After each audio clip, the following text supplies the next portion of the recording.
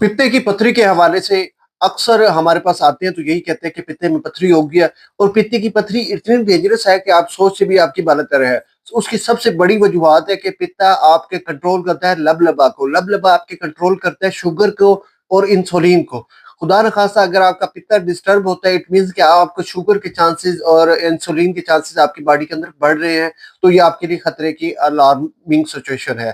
तो फिर पित्ते की पथरी के अक्सर यही देखने में आता है कि पित्ते की पथरी जब बनती है तो पित्ते की वर्किंग को डिस्टर्ब कर देती है और आपको शदीद तकलीफ और कर्ब से गुजरना पड़ता है। अल्लाह माफ करे, अल्लाह आपको अपने हिफ्ज़ मान में रखे। अगर किसी के साथ पित्ते की पथरी का मसाइल है तो एक ऐसा बेहतरीन और मुजरब नुस्खा है, मेरे अल्लाह ने चाहा तो आप ऑपरेशन करवाने की जरूरत नहीं पड़ेगी।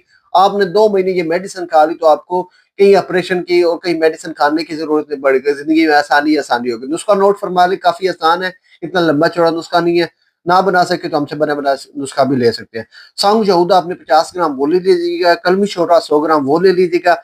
ये दोनों चीजें आबे मूली में कुश्ता तैयार कर लीजिएगा। आबे मूली, और इसके जब आबे मूली में कुश्ता तैयार हो जाए तो चने के दाने के बराबर आपने इसकी गोलियां बना लेनी है। हमरा दूध के साथ एक गोली सुबह, हमरा दूध के साथ और एक गोली रात में हमरा दूध के साथ खाने से आधे घंटे बाद मेरे अल्लाह ने चाहा तो रिजल्ट आपको मिल जाएगा।